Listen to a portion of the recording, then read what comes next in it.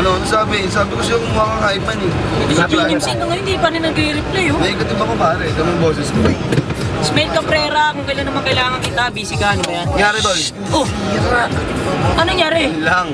Patay tayo dyan? Madali oh. Check mo. May problema. Check natin. Ay, nako.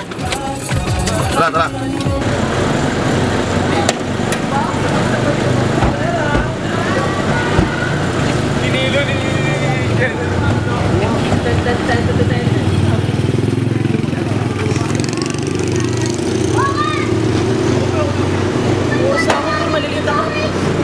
Wala eh, walang gamit. Nalilita ko eh.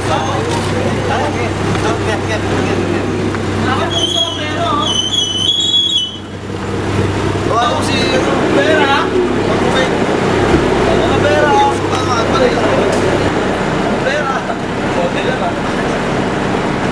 Mga pera, malamag pa, malamag pa. Sir, meron ka.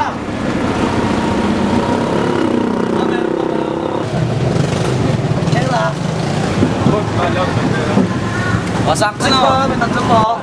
1, 2, 3, 4, konti nagbiba. Usog pa, konting kembot lang oh.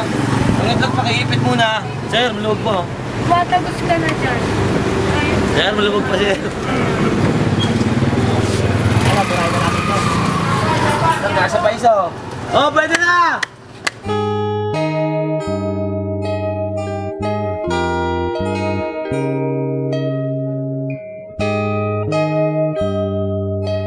Yeah!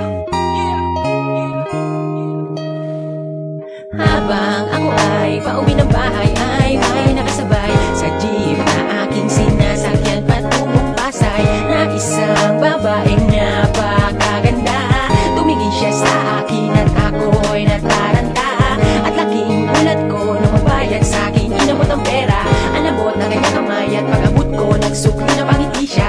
Kinabalan ko na ang mukha ko, tinanong ang pangalan. Siya daw si Genda at ang kanyang kamay muli ko nahawakan. Ikaw lang ang iibigin ko, nilalaman ang puso at isipan ko. Mag-isaging pagtulog ay nakikita ka sa panaginip ko. Di kailangan di kayo mangamba, lalo kapag ako may sinagot mo na. Ang pagmamahal na alay ko sa'yo ay wagas at pangabang buhay na. Ikaw lang ang iibigin ko, nilalaman ang puso at isipan ko. Mag-isaging pagtulog ay nakikita ka sa panaginip ko. Di kailangan di kayo mangamba, lalo kapag ako may sinagot mo na. Ang pagmamahal na alay ko sa'yo ay wagas at pangabang buhay na. Sabi niya, mama, para dyan na lamang po sa tabi. Ako ay napatingin sa kanyang mata at mapulang labi. Siya ay sinundan ko, bumaba rin ako at tinanong ang baka pwedeng malaman ang number mo. Okay daw, walang problema, gusto mo sa inyo ihatid na rin kita.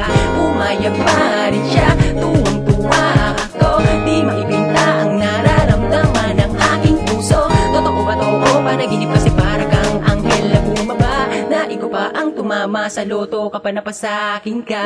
Ikaw lang ang iibigin ko, nilalaman ang puso at isipan ko. Mag-isaging pagtulog ay nakikita ka sa panaginip ko. Di kailangan ikay mangamba, lalo kapag ako may sinagot mo na.